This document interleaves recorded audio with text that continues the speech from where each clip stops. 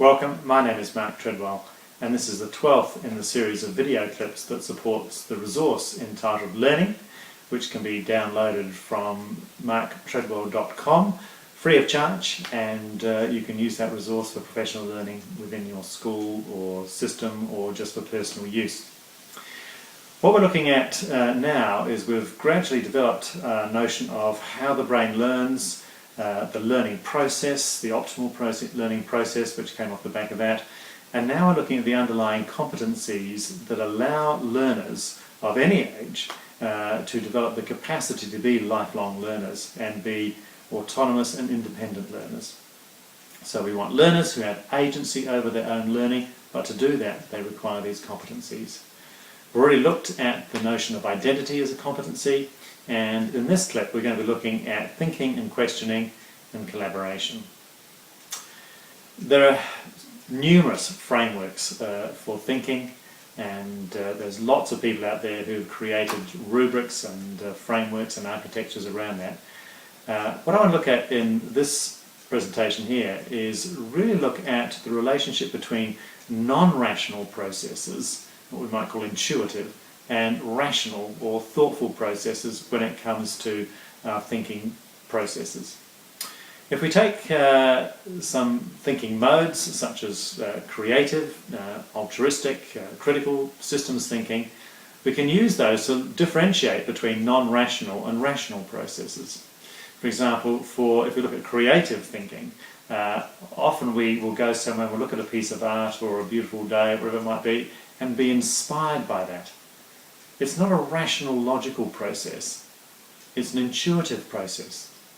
And all of us engage in that intuitive process. And, for example, in the creative notion, we're inspired to do something. In the thoughtful process when it comes to creativity, we go and research to build our knowledge, to build our understanding, but the intuitive bit, the inspiration, welds those elements together using our brainwaves almost instantly in a particular situation when a prompt acts as a vector for linking those elements together into a single new thought or piece of understanding. Critical thinking, we can be perceptive, and sometimes we just know something's not quite right. We're not quite sure how or why, we just know something doesn't quite add up here. And that's our intuitive aspect of our critical thinking. Our thoughtful aspect here is being disciplined. It's about writing everything down or recording things in some way, shape or form and inspecting those and trying to find the links between them and actually trying to work out, is that valid? Is that real? So for each of our thinking modes, we have a non-rational element and we have a rational element.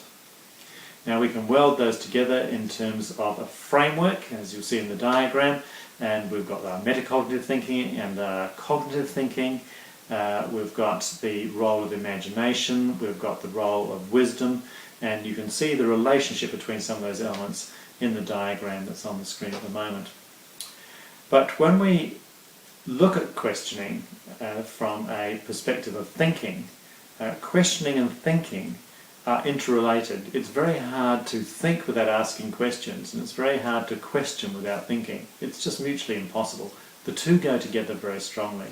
So if we want to have young learners who are good thinkers, they also have to be good questioners. Trevor Bond has done some great work in this space, and I'm leveraging some of his work here. Trevor Bond talks about different layers of questioning, and we've expanded on that a little bit and added a couple more layers.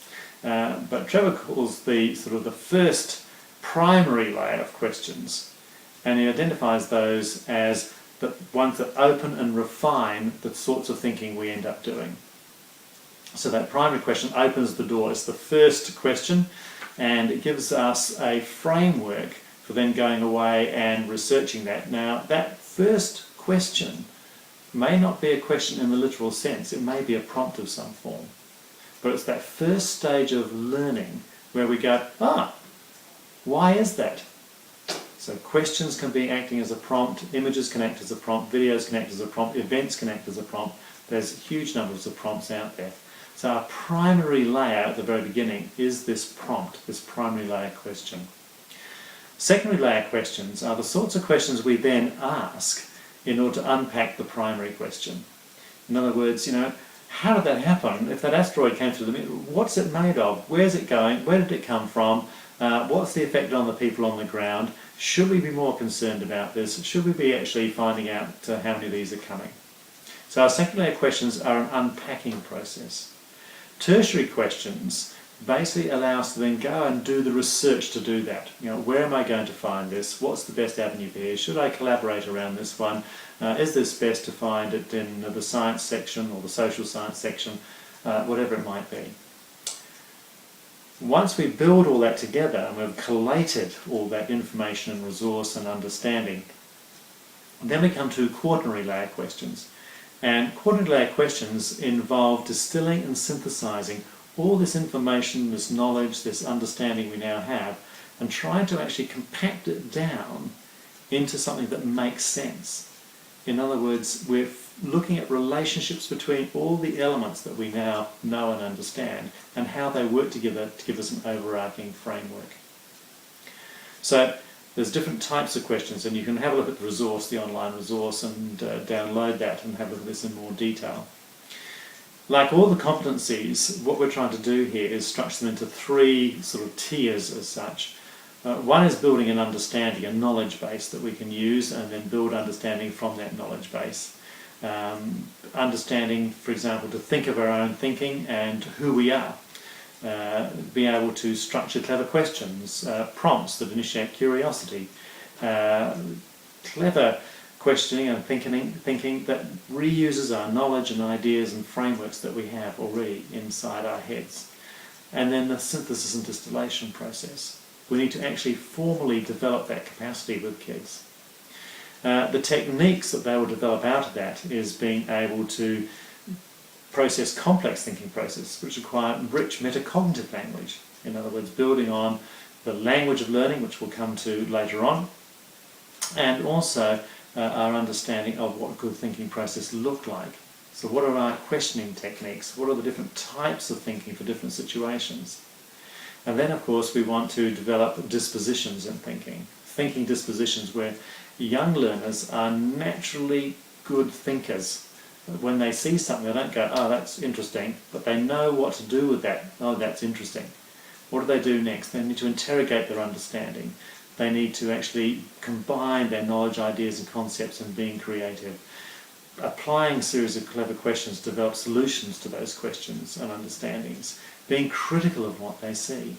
And applying ideas and concepts and virtues wisely. Okay, so understand that wisdom. So when we look at thinking and questioning, we're really looking at a very integrated network here. If we really want to question things, then we have to do some deep thinking. But do we want to do any thinking at all? We're asking ourselves questions all the time. So the richness of the questions really delivers the richness of the outcome.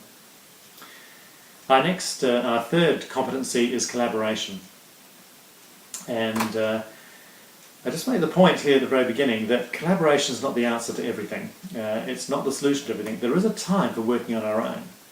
And it's a real subtlety as to know when is that time. When's the best time for us to work on our own, and when's the best time to sit around in a group and have conversations and be prompted and informed by other people. One of the largest challenges for collaboration is understanding that people's worldview is different to ours. Everybody has a unique worldview. You might walk into an exhibition somewhere and look at the carpet on the floor and think, that's beautiful carpet, I'd love to have that carpet in my home. Other people will look at that carpet on the floor and think, goodness me, what were they thinking? It's the same carpet, but our worldview skews how we view things. And it may take time to get people to think about something differently. Changing our thinking is a real challenge. And collaboration is the process of changing our thinking in the company of other people. Other people's intensity, their logic, their rationale, their ideas, their prompting, makes us question our own thinking. So the sorts of processes, the sort of the knowledge base, so to speak, is being able to speak well orally, being able to have conversations, being able to actually reflect back what other people have said, acknowledging what they have said before you enter into your piece about what you want to say, sharing your ideas, and that requires trust. Okay, because if you're going to share some of your ideas, you don't want to be sort of shouted down or criticised, etc. So it's important to think about how other people feel as well as you feel. The listening and reviewing of others' thoughts. Appreciate everyone's contribution will be different, but it will all contribute to the overall learning process. Some of the techniques really is around debating, understanding that you don't necessarily have to agree with everything someone says, but don't write off everything that they say. So pick out the bits that mean something to you and you can add to your world. And if you feel really concerned about what they're saying, ask yourself, where's my view come from? Where's my opinion come from? This collaboration requires discipline, because it's quite often, in some of the people's nature to sort of lean forward and sort of, well, no, I really need to tell you this. This is really, really important, and have that floor space. And so that takes discipline, flexibility, and creativity. Resilience, respect, patience, and trust are the sort of the magic techniques here in terms of actually building that trust and building that resilience and respect amongst the group. There are 3 key words: please, sorry, and thank you. They should be used regularly, okay, throughout the conversation. In any group, people will make mistakes, okay, and people will contribute some really good material. And it's important to acknowledge each of those positions. And please, sorry, and thank you are critical words in collaborative teams that work really, really well. Defining roles in the group is important, and having a technique around there to work that out. Leadership in groups is always contentious. Who will lead and who will follow, who wants to lead and who should lead, maybe sometimes 2 separate things. The dispositions we want to see out of this is that we go into collaborative environments looking for new ideas and concepts to augment our own. We're not looking to go there to tell everybody else what we think. That's part of the picture, but the dominant part of the picture is that we want to bring in new ideas and new concepts. We want to be supportive of each other and encouraging. We want to be humble. We want to resolve differences of opinion to the point where sometimes we have to say that we just have to agree to disagree. We have to have the difficult questions, and we have to just get our headspace around the fact that the sum of the group, the whole of the group, is made up of parts. And so your ideas you'll borrow from different people at different rates and places and times. So those are the next 2 competencies. You can go away now and read these in more detail in the resource, and then we'll come back and look at the final 3 competencies in the next video. Thank you very much.